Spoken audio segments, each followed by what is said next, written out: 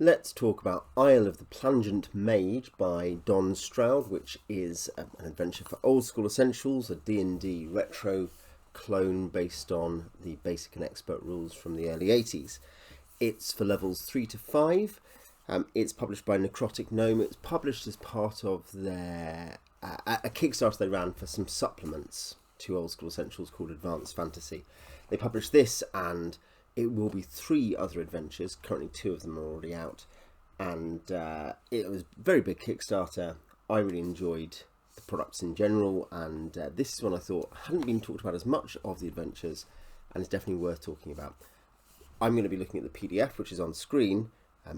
You have to put up with my face as well, I'm afraid, but the physical product is very nice. It's nicely designed, quite solid, robust, lays fairly flat. Kind of, let's see, yeah, so it's laying, kind of lays like that.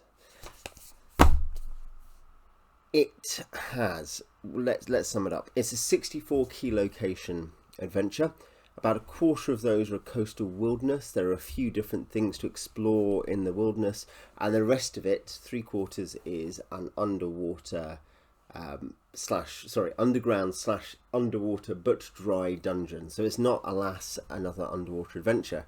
I like good underwater adventures. This isn't one.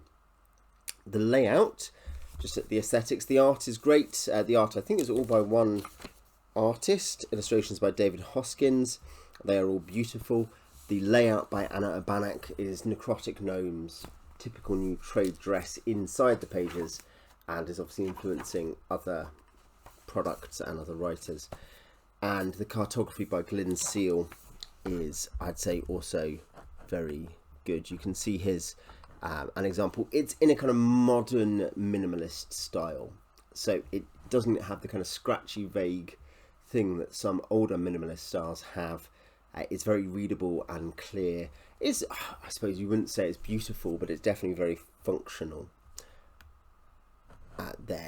These are the end papers you're seeing here. That is the dungeon map, wilderness map, summary of the dungeon and the dungeon maps themselves. There's 8 levels, hence all the little sections. The basic setup to Isle of the Plangent Mage is this. So there are some interesting things on an island. There are various hooks to to lead players to the island. There is a local area the players can interact with, and the main event is this Undertower, the underwater but dry tower. And the adventure starts with it starts with an adventure overview, major points in the plot, and it has a village. The Imbric village beside the sea. There are 4 charts and tables after that. Then there is a location key, which is most of the book. So Imbric is a pretty ordinary seaside village. It's just this spread here, pretty much 2 pages. We are not talking about a new homlet. It has 6 locations plus an extra NPC. All 7 NPCs detailed have motivations, trade options, NPC summaries, magical mutations from using the local transporting pool, which is then something that players will learn about and then can use to get to the island they might want to go to. They all have something the players can do. Once would like news of Cassandra and some of Cetus's enchanted long burning wood for the lighthouse. One of the guys just wants you to leave him alone. He doesn't pay you for it. It's got some nice detail. There's figureheads on every building from ships. It's pretty brief, I would say, but And in that sense, there's maybe a lack of big life to it. You know, as a DM, you may need to put in more work to make it hum. But it's functional. The big thing here, aside from trade options, you know, you can sell stuff, you can buy stuff. Apart from that, it's access to a rumour table by going to the inn, which you can see on the screen now. There's a possible job from the village elders to find out where Cetus the wizard went to, because he's been missing a month. And his Undertower is nearby, so maybe you could go there and find out. A pretty classic adventure, really. The village is very functional for, well, a 3-page summary if you're using the rumours. It has some nice flavour. There's a summary of key treasure in the adventure. It's not quite comprehensive. I remember, though I haven't double-checked this time, I remember finding 1 or 2 things where they weren't perfectly referenced in the treasure list. There are 2 random event / random encounter generator tables. Then there's an oceanic mutation random table, which is to do with if you go through the transporting pool yourself and fail a save, if the players do. And they're all functional. Some of the random happenings are very nice. They're interesting or atmospheric. And there's always descriptions, 1d4 carcass crawlers start dragging a dead octopus out of the waves to eat. Just things that your players will remember, which I think is one of the tasks of random encounters, is not just to be... Basically, you can see them in different ways. You can see them as emergent story generators. I know some people would see it like that. You can see them as costs to travel, and certainly that's also a very old school way to see it. But I think as just vignettes is a valid thing. As something that, as the DM, you're not in control of, you can't make happen to the players, but it's just a vignette that specifies the adventure you're in. Coastal octopus is engaged in a mating dance. Frilled shark spawn prowling for food. An illusionary school of colourful fish cavort through the air. Oceanic mutations, and then you've got this coastal area. Caves on the coast is the first of the three. So there's two very small wilderness areas, really. Caves on the coast and Dark Sand Isle, and then there's the Undertower. And these caves are near Imbridge, and you've got these caves up and down the coast. There are 4 of them, are there? Yep, there's 2 that just have monsters. There are 2 that are functionally treasure. One of the monster caves doesn't even have treasure in it, but yeah, they're 2 little interactive rooms to search and find relevant things, including, I think, a map of some stuff on the island. It's pretty nominal, and even at 4th level, characters might struggle, like a party of 5 or 6 might struggle with 2 carcass crawlers. But there we are. It's something that the players can follow. The other wilderness area is Dark Sand Isle. It's 11 areas. However, most of those are pretty small treasure areas or monstral or transition areas between places. There are a couple of more interesting ones. There's the teenagers from the village who come to look after the lighthouse and to provide food. They're in one place and they can give you leads, and that at least is an interaction. Then the other 2 are to do with the new lighthouse, the Coral Lighthouse, where Cetus has managed to attract this strange creature, the Shining Light, who just needs to be fed and otherwise is basically benevolent, can use tentacles to heal people. However, that has caused the dysfunction, which has led to some strange events, has led, in fact, essentially partly to Cetus disappearing. To do with what's happened in the tower, the Undertower. So there's this, that's not really an explored theme on the whole, but yeah, there's this cool creature that you can interact with, and there's also the ghost of the wizard in the old tower, who basically can just give you a hook to understand maybe some of what's going to go on in the Undertower, which we'll get to, which she says, go and find my harp, you might like it, and it's part of a wider theming thing that goes on in the adventure that I think mostly works. Again, Dark Sand Isle is nominal. It's a bit richer. It's got a couple of potentially very fun interactions, but it's not, it is no more, let us put it, than the wilderness area in Lost Caverns of Sojcanth, and I think it takes more pages.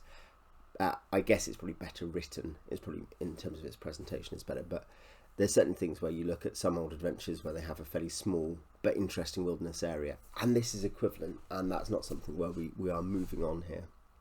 The Undertower itself is 8 levels, as you can see here, and they're pretty small levels. They're from 3 to 8 rooms. Most of them, I think 5 of them or 6 of them, are 6 to 7 rooms each. There is some looping inside the larger levels. There'll be 5 rooms that are kind of interconnected by a set of doors. And between levels, you can see there's this big hydrolift going down. Then there's also a few ladders and staircases and etc. And technically sea entrances, but there's no provision really for players to use the sea entrances as you would see in an underwater adventure. It's functional. The design in general is terse but descriptive prose. A good mix of room types. There's combat options. There are exploration puzzle options, that sort of thing. There are new monster hybrid designs which are, I think, quite fun. Like here we've got some of these shark spawn, who are basically mutants attacking your heroes. A really nice illustration, I think. And here's an example. You can see here the kind of very soft looping you see going on. Like there is a secret passage which links one half to the other. There's the hydrolift plus the stairs down. Very slight looping, albeit, I mean, it's very significant on a 7-room or whatever it is level, having 2 loops. It's just something where the levels themselves are quite small. But the key appeal, beyond the kind of, oh yeah, you know, you'll find some cool stuff, there's some well-written prose, and you can see that, you know, here it's all pretty functional. The big appeal is, I think, the theming is quite strong and is unusual. This is basically a musically themed dungeon. Not that it overwhelms every interaction, but the whole Undertower itself is set up as a big machine for doing magical musical things, and several player activities can revolve around it. There's the harp that I mentioned. There is, and this is important, locked doors are often unlockable using the musical key in Cetus's, the sound key in Cetus's library, and the key is probably found early in the dungeon, but you have to work it out, and you have to work out the coding on the doors, because the doors have codes on them that point you toward the sound key, which is, it plays notes in a standard tuning order, so you press buttons to do scales basically. And the whole big machine can be repaired as well if the players are into the, you know, the cycle of, well, and not just it's repaired, but it expels the big monster at the bottom, and it raises an ancient Atlantean landmass to the surface, and that's very cool. And if you've got players who like that cycle of search, puzzle, fetch type adventures, and I think a lot of players do, I think it's actually one of the more commonly popular, enjoyed things, especially for those players who like hybrid adventures of different pillars, because it usually gives you some combat, it gives you some puzzle solving, it gives you some exploration. This one doesn't really have the social interaction for that component, to be fair. It is executed very well, you know. It's something where on these small dungeon levels, these kind of 8 jewel boxes in a pile, you'll be able to say, okay, well, how do we get the stuff that's here? How do we find the musical rooms? Once the players have the clues and the theming going on and they understand what they're looking for, it will become, you know, that kind of experience for them. And of course, it is a way of changing a campaign setting. One of the results of fixing it is to basically bring up a major new subsetting. It's, you know, a party gains a level or 2 along the coast, they come to Inbridge, they get this rumour, they go and explore this Undertower, and then suddenly there's Atlantis.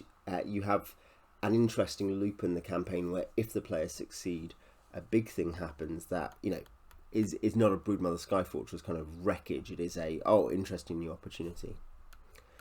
There are limitations. I've already mentioned the relative slimness of the locales. That's an issue because it feels like this could be a real 2-part adventure, you know, and remember, Sojkamp is a 2-part adventure in the sense that the wilderness hike is important, albeit it played more into a tournament style play at the time. But yeah, it could be a real 2-part adventure with the wilderness part, but that's undeveloped, I think. The dungeon itself isn't quite a jewel box. As I say, it's almost 8 jewel boxes. It has plenty of rooms. It's not a tiny dungeon. But the design means that I think that for more experienced dungeon crawling parties, it may be a bit limited in terms of exploration possibility, because essentially it becomes a set of fairly geographically small scale puzzles, as opposed to there are things like, oh, where do these stairs go, how can we use them to loop stuff, how can we use them to bypass problems, but that's all pretty light, and so the exploration dungeon crawling party may find it a relatively limited dungeon. A big hook, the missing local wizard, is basically a dud. It's a weird dud because he is a beached and dying polymorphed whale who doesn't want to help because he's too depressed. And that's not horrifying or affecting. I think if you do that at the table, I think it'll just be weird and embarrassing. I don't think it is a strange, powerful moment or a dramatic inversion of the trope of rescuing someone. I think it's just a bit like, ugh, okay. The large ancient landmass, which is the goal, is cross-referenced. You read it at the end and then you're sent back to the start, back to the adventure summary. But all that means that, you know, the details are blank. It feels like this is a place to both give the DM a précis and perhaps to soft pitch for future products, but in fact there's nothing. It's just, oh, this will happen, but no one knows what's there. It's a campaign-changing adventure. The denouement is a campaign changer. but it has no interest in the campaign that will follow. And I do think that when you're offering those campaign-changing adventures, part of the writing job is to say, look, this is the direction it can go in. But all in all, I do think this is for me, the most interesting concept of the 3 necrotic gnome adventures that went, it will be 4. There's a beach route, I think the 4th now, with the Advanced Fantasy Kickstarter. And I'd need to mull over which was the best, how can I work that out without a bit more thought? But at face value, I think a musical-themed, semi-pelagic, wilderness locale plus dungeon adventure, that's a really fun combination of ideas. And I think it, I want it to have about 10 more pages. It is, I think, basically a 50-pager. I wanted to have 10 more pages. I want that to be a slightly larger environment, more wilderness stuff, more life, slightly more on the weird creatures. Here is the bad guy weird creature you might have to fight near the end. Slightly more on the campaign changes that can come from this. A sort of these are the things that even if it's just a random table of weird civilizations you could set on the table, that's 1 page. Just develop one thing that gives DMs a hook into what you're doing to their world. But all in all, it's very good, and I think if the summary I've offered sounds right, then I think if that sounds interesting to you, I'd definitely get it, because I think it's a different kind of experience for players, something that most players will never have dealt with before in terms of how strong and well executed the theming is. So anyway, if you have read or run this or played in it, tell me what you thought in the comments and about the whole Kickstarter and what you like from it. And we'll leave it there. Till next time.